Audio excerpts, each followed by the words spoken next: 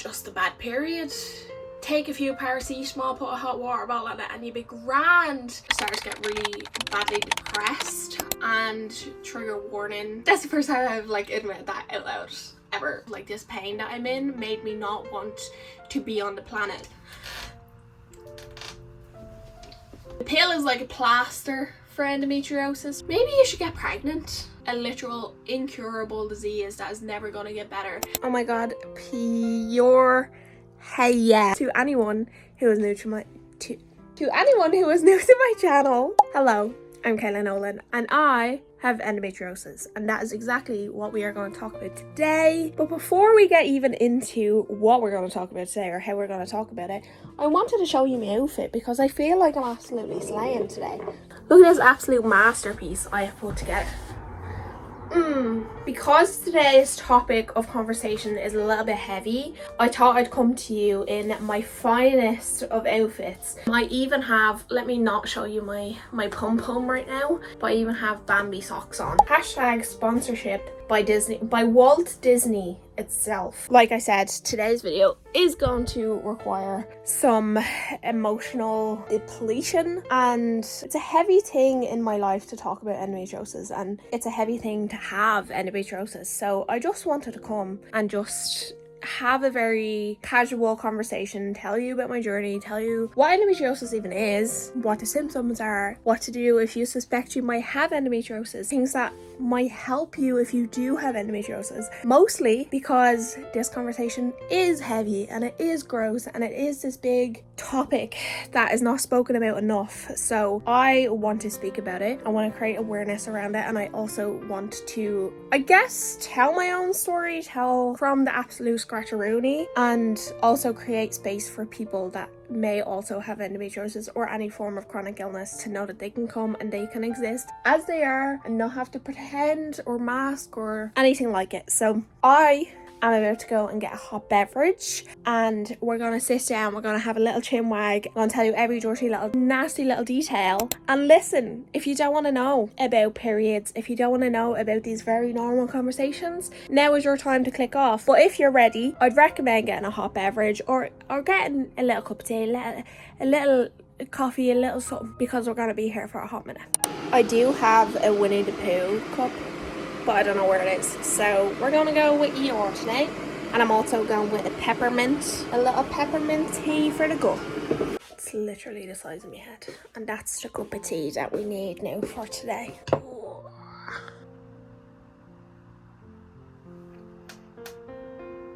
I do apologise in advance for my squeaky chair. Let's get down and dirty, okay? What even is endometriosis? Why should you watch this video? What has this got to do with you? I think the statistic of 1 in every 10 women have endometriosis, I think that's incorrect. I think 1 in 10 women are actually only diagnosed with endometriosis. I think there is a lot more women that have endometriosis, but it's just not diagnosed yet. Nor is there enough awareness around it, enough support around it, or anything like it. Firstly, I'm no professional, I'm not a doctor. This information that I have in this video come from Mayo Clinic, but if you do suspect you have endometriosis, or you think someone you know has endometriosis or anything like it, I would recommend going to an actual doctor, maybe having that conversation.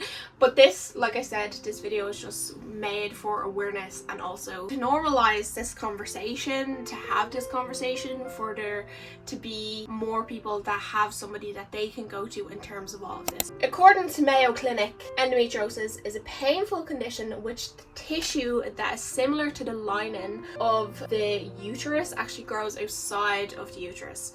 So the tissue that is supposed to grow inside a woman's uterus, where it belongs, actually grows outside of the uterus where it doesn't belong. The thing is that this can actually grow on any organ. So it can grow on your womb, it can grow on your bladder, it can grow on your bowels, it can grow on your diaphragm, your heart, your lungs, etc. Why this is so dangerous is because endometriosis can stick your organs together, it can stick organs to nerves, it can really rearrange things within your body. And obviously, because this tissue is supposed to grow inside of your uterus, it's still acting in the same way. So it still bleeds. When you bleed in your womb, the blood comes out. and that's why we have a period, I'm assuming. But the thing is, when endometriosis bleeds and it grows outside of the uterus, it doesn't have anywhere to come out of your body, so it basically creates these like scar tissues and like adhesions and stuff, and that's what can like make your organs stick together or like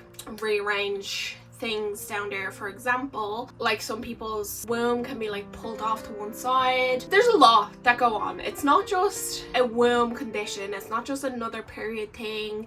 Like the thing that is like such a big misconception with endometriosis is that it's just related to your period, because this can grow on any part of your body, aka any organ in your body. If it grows on your heart, that has absolutely nothing got to do with your womb. When you go to the doctor about endometriosis, or when you like, especially in my experience, like I went to a gynecologist for endometriosis, like it's spoken as if it's a womb thing. A lot of the symptoms that come with endometriosis can actually be seen as just another period symptom, or it can be so easily dismissed. But the longer that you leave the endometriosis inside you, and the longer that you have those adhesions growing, that creates more pain, more of the symptoms, etc., but also leaves more space for more damage, aka your organs can grow more together or fuse more together, or your nerves can be damaged, etc. I didn't have a clue. I'm gonna get into my story, don't get me wrong, but I didn't have a clue about any of endometriosis. I just assumed for so long it was just a womb thing, and I just went to my doctor and saying, hey, these symptoms, and they were saying basically it's just a bad period.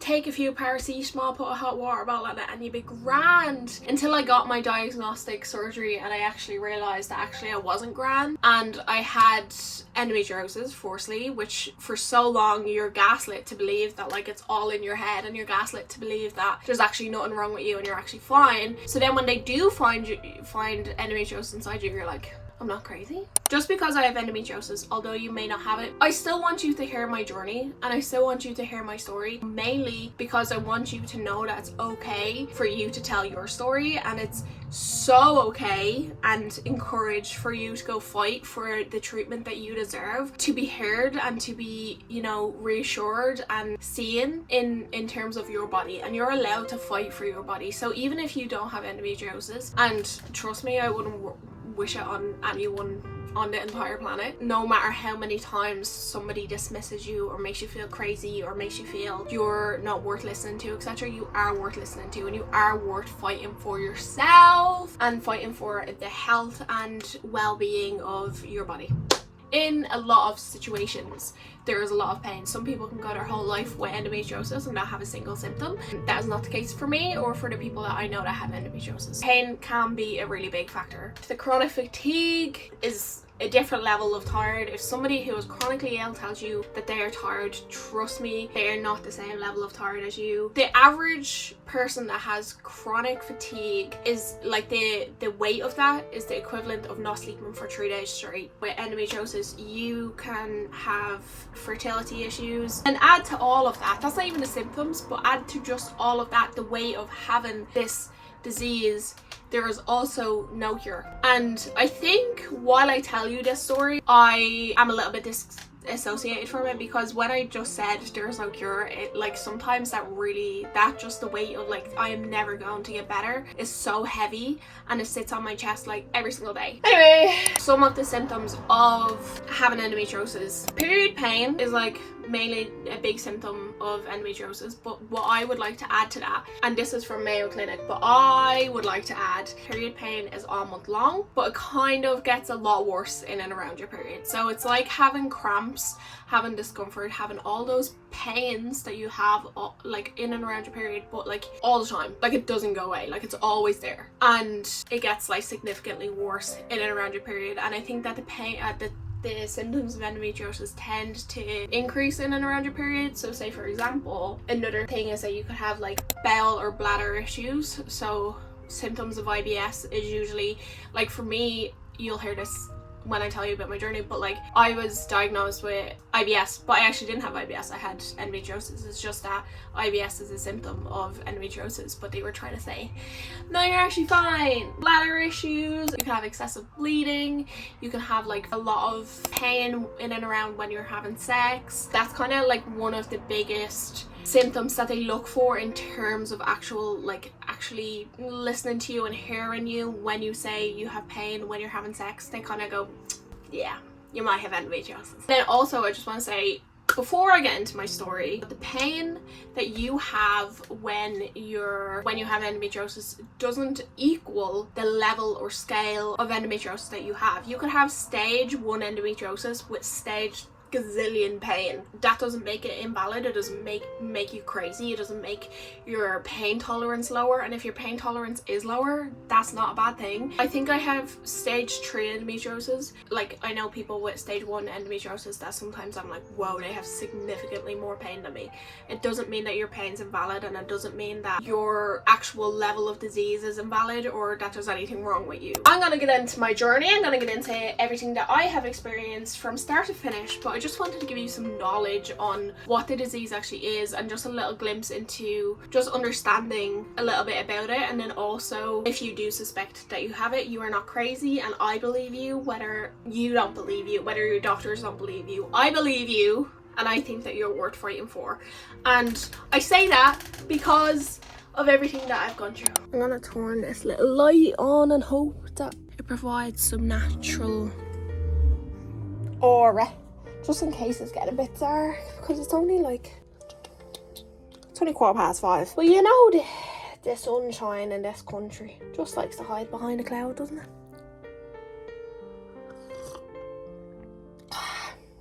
That is not peppermint tea. I think I actually put in the wrong tea bag, and I think I went with lemon and ginger. So can't wait to be dehydrated now. I think I got my period for the first time when I was like maybe 11 or 12, right? I had such a heavy flow, and probably TMI for those who don't know me very well, but the thing is that TMI doesn't actually exist with me, so get used to it. I think I went on the contraceptive pill when I was like 13, and I remember my sister bringing me and then being like, yeah, you know, like heavy periods are just so normal. I was 13, but they put it down to the fact that I didn't work out, even though I did taekwondo. Put it down to the fact that I was potentially overweight for my age. All of these factors that I just know that far too normalized when it comes to women with period pain or anything in and around that realm. But anyway, I remember when I was in school then, when I was in secondary school, my periods were still bad, but I started getting like really bad anxiety because of really bad health anxiety, I guess, because my IBS symptoms had started to flare up and I started to miss a lot of school. I'm pretty sure that I wasn't in school at all for 4th year, which is actually really sad, to be honest, because I was a teacher's pet. I very much liked school, or at least I liked learning, and I loved some of my teachers. But then when it came to me being sick and when it came to me being off school a lot, I started to be called like a hypochondriac, and everybody thought I was lying, and everybody thought that I was just making it all up in my head. So I was going from doctors who believed that it was just IBS, bad periods, to going to school for people like my art teacher, who I used to actually really like. She called me a hypochondriac, and then it kind of ripple affected into my anxiety getting really bad, because anytime I felt sick or anytime I felt unwell, I felt like nobody was going to believe me, point blank period, let alone believe the extent of pain that I was in, or the fact that I wasn't making it up and that I wasn't in my head. But because I had all of these like outside factors making me think that it's normal, like everybody's supposed to bleed into a pad within a half an hour, you know? It's not normal, actually. And if you are concerned about your body, you're allowed to go and fight for your body. And I think because I was so young and because I was missing school, I felt like everybody only cared about the fact that I was missing school, and nobody actually cared about why I was missing school. For a really long time, I had to advocate for myself so much that now when I have to advocate for myself, it feels like the most exhausting thing in the whole entire world. Like the idea of having to still talk to doctors more than 10 years later is just so heartbreaking. I get so mad and so angry about the fact that I should have been listened to when I was 13 and now I'm 26 and there are still doctors gaslighting patients and minimizing their pain, and I trust me out so much. Yeah, I was always seen as, I guess, the slacker. I was in therapy for a really long time, and I noticed like during those years of therapy my self-worth was really low, and that's kind of like way before I started the self-love journey or anything like that. But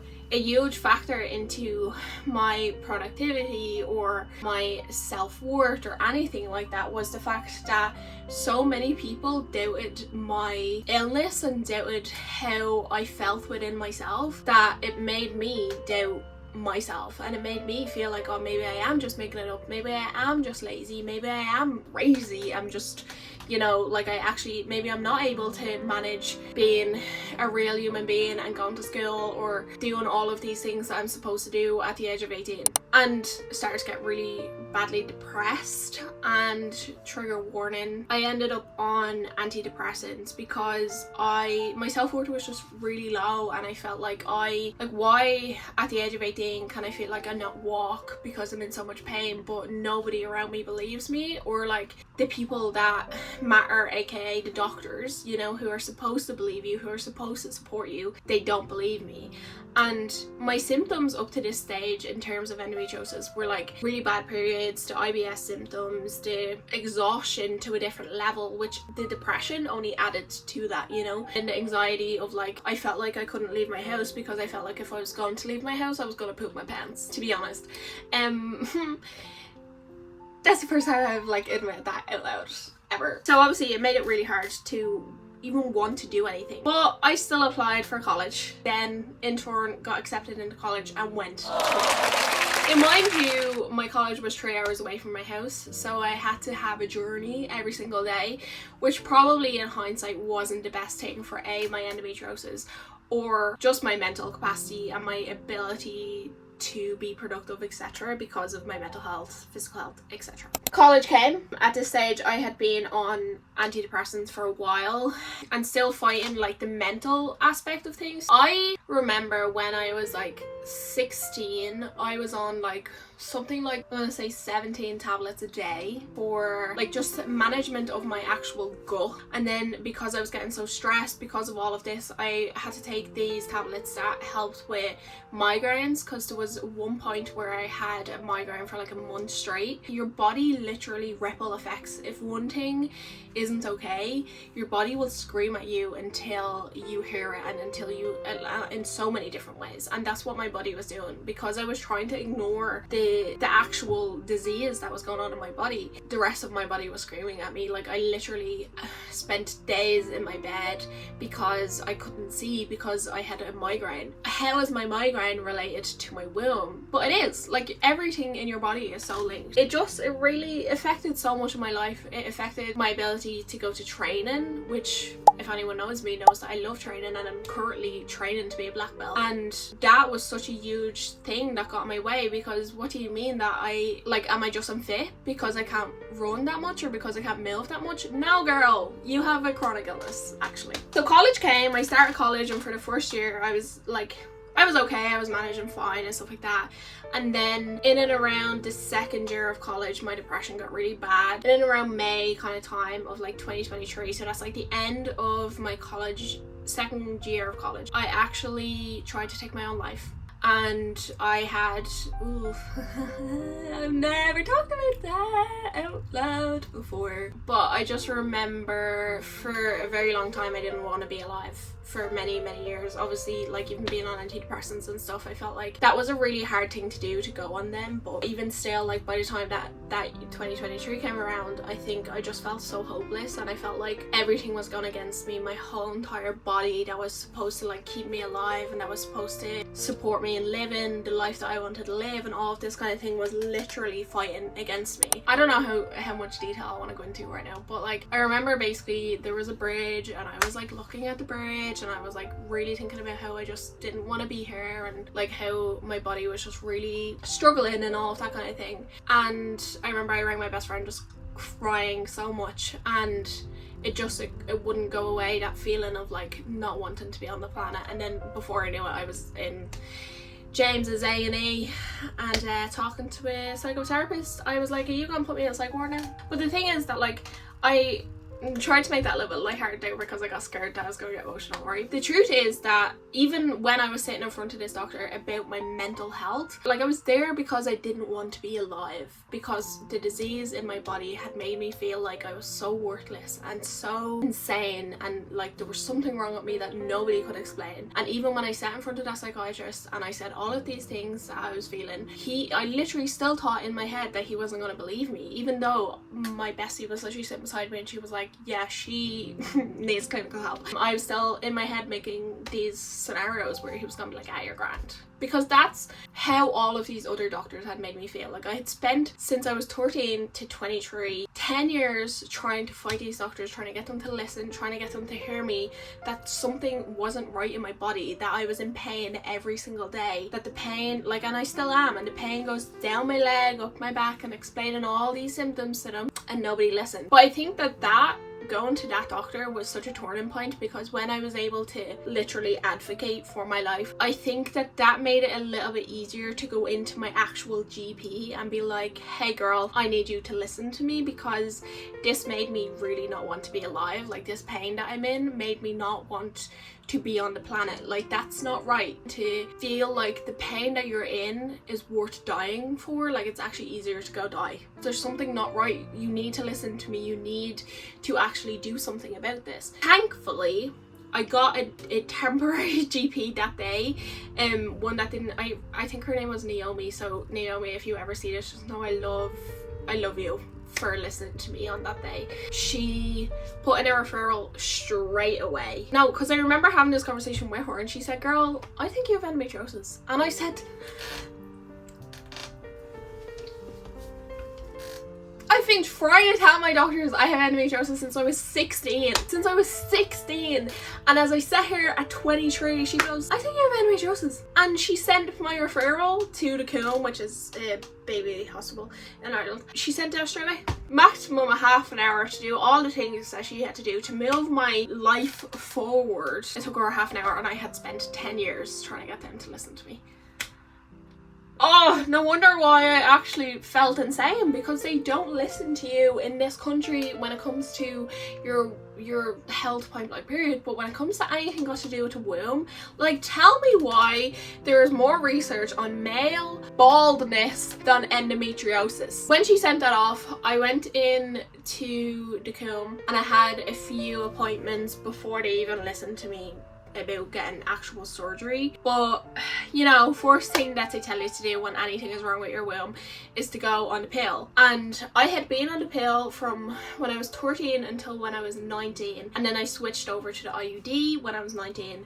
So at that stage I was still on the IUD, so they put me on the IUD and on the pill at the same time, right? And for a few months it kind of managed my pain. It was fine. My emotions were not fine, but I was just glad that I wasn't in crippling pain. And keep in mind, I kept all of this kind of to myself. Like, even like if you've watched my channel before, you definitely know Becky, because she's the bestie. She's my bestie, and she was there through everything. I had felt so insane by all of this that I didn't even know how to tell my best friend any of how I was truly feeling about any of this until way after I had had my surgery, right? So keep in mind that I got put on the list for a surgery. I found out maybe 2 weeks before I was getting my surgery, and a few nights before I actually went in for my surgery, I sat in my bed at like 3 a.m. sobbing my heart out because I was so scared that I was going to die, and then also cried even more at the fact that they wouldn't find anything,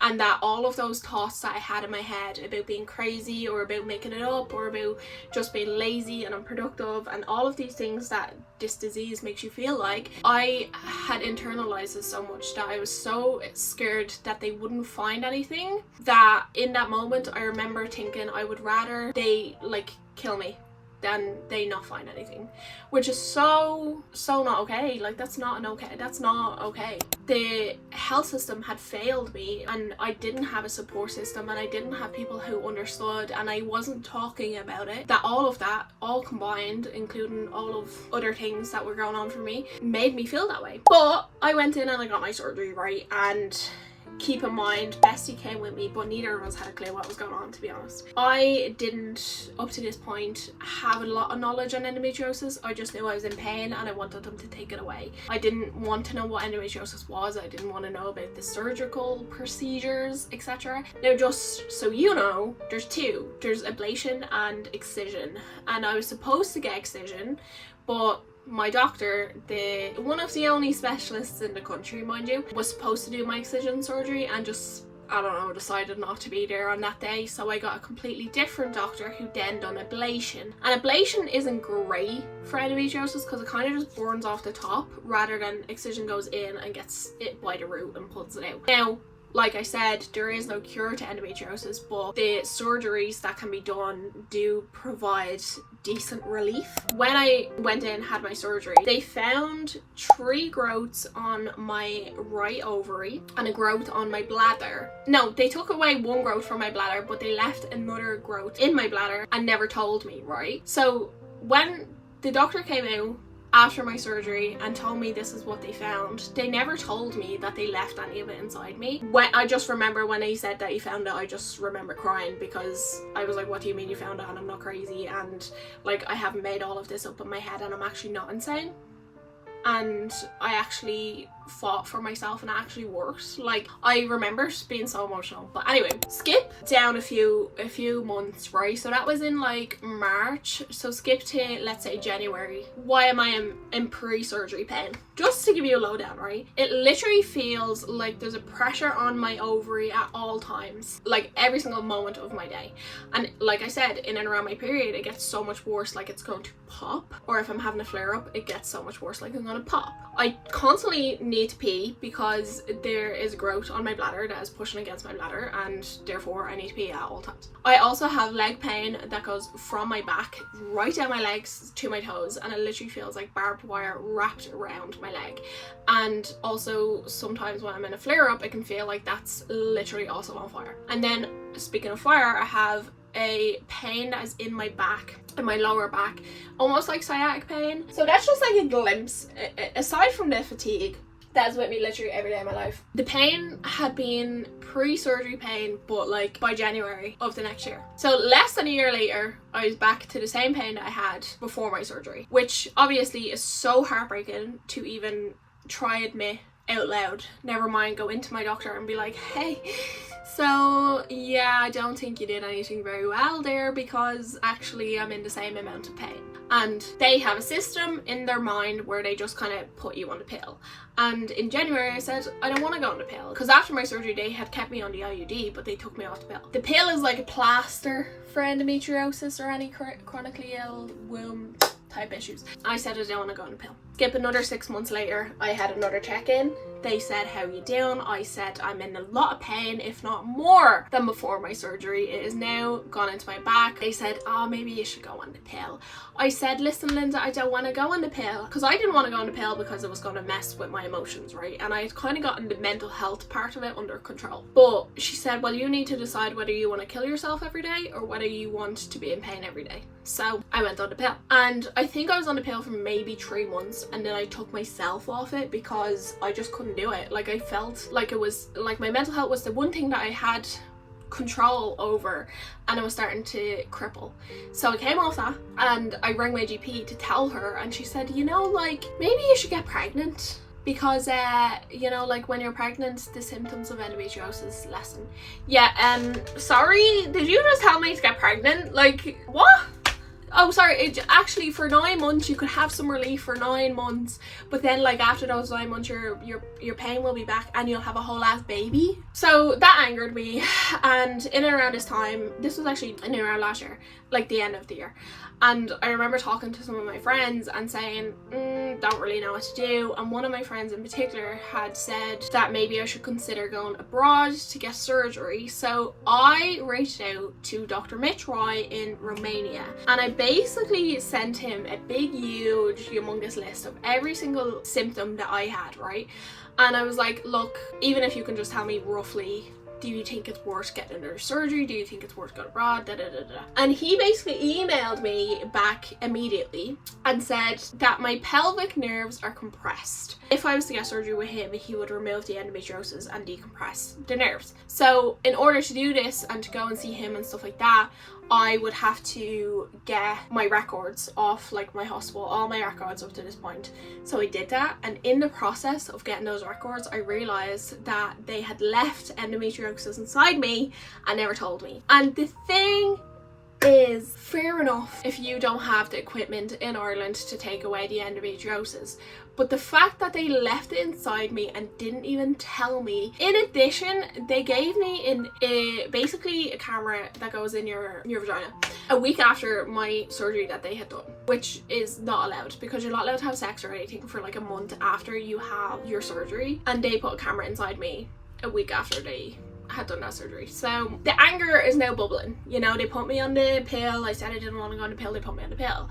They didn't tell me about the endometriosis. And then also when I went to them in that January after my surgery and I said, hey, I think my endo is growing back, instead of saying actually we weren't able to remove any of like all of it, they said, are you sure? And I spent all these years questioning my life and my sanity, and this is how they treat you. Just know, if I can give you any single piece of information on being chronically ill, on fucking being in any way unwell, do not stop fighting for yourself, literally ever. Don't give up on, as Ray says, do not give up on your life.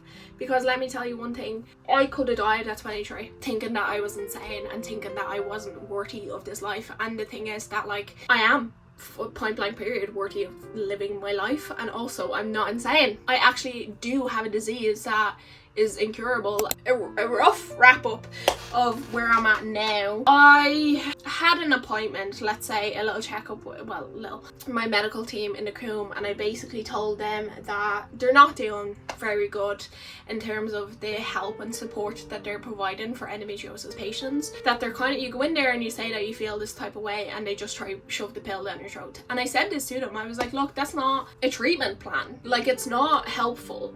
So I made them put me on the list for their physio and then also for their pain clinic, and let's just say that both of them were kind of useless, to be honest. Pain clinic just gave me another painkiller, and a painkiller that makes me constipated, mind you, despite the fact that seemingly I have IBS. And then also their physio was basically just YouTube videos of people doing stretching. So I have a lot of anger for the healthcare system and for the Irish healthcare system, because obviously I live in Ireland, and also just in terms of my endometriosis just in general. I think that you go through a lot of grief, your mental health will get affected. If you know anybody that suffers with long-term illness or chronic illnesses, etc., please just maybe, you know, like how you could actually mind them is by checking on them every now and then and actually checking on the mental aspect of that, because we can manage the pain, like you kind of get into survival mode with it, you know, like you learn how to just kind of like compartmentalize and put the pain over there for the most part. The level of grief that you have to go through just for your own body is a different level. Like, my mom is dead and I feel more grief and pain at the idea that I haven't got a body that works the same way that other people's body works. It made me mad, rest in peace and all that, but I feel so, like, the sadness is to a different level. It's like a cycle of like a never-ending grief cycle. You constantly feel like you're doing fine, you feel like you're managing, and then you remember, oh shit, my body doesn't work the same way that it's supposed to. If somebody isn't well, and if somebody is chronically ill, or if you're chronically ill, please just be gentle with them and know that they're not making it up, or that they're seeking attention, or that they're just trying to make excuses to not be able to show up. Honestly, the truth is that we can't show up the way that non-chronically ill people can show up, you know. And I promise you, as much as it might be affecting you that somebody you know isn't showing up in a certain way, it's hurting them potentially a million times more. It literally breaks my heart when I have to cancel something because my body can't function the way a normal person's body should function. But anyway, where I'm at now you can tell when I get a little bit too emotional about it, because I'm like, I need to take a step back before I cry. Currently, I am still fighting to get the surgery off Dr. Mitroy, but between my GP and my consultant, they're actually sending me around in circles right now. I simply need them to write me a referral letter to say that I can get this surgery, and between the both of them, they're literally yo-yoing, to be honest. I rang the consultant, who is again the guy that actually abandoned me on the day of my surgery. I rang him and I said, I need this referral letter, and he said, I've never done that in my life. Right, you're lying. And then I rang the GP and she said, yeah, I don't have the qualifications to do that. So then I rang HSE and I said, can you tell me someone who can do this? And she said, consultant or GP. So I basically wrote very strongly worded emails to both of them, but still no progress. And honestly, I don't know if I am going to get that letter off them. It's basically the letter for the cross-border scheme, so that way I can get my money back, because going abroad to Romania is going to cost far too much money. But I'm still waiting to get all of that. I'm still in pain pretty much every day. And also the thing that I have realized over the last few months is that stress is such a big factor in all of it, obviously, but when your pain gets bad and when you get, I don't know, affected by it, I guess, when you like let it in, your body actually guards itself. For example, your back starts like seizing up because you're in pain and you're trying to like get this pain almost like to go away, that your whole body becomes so tense.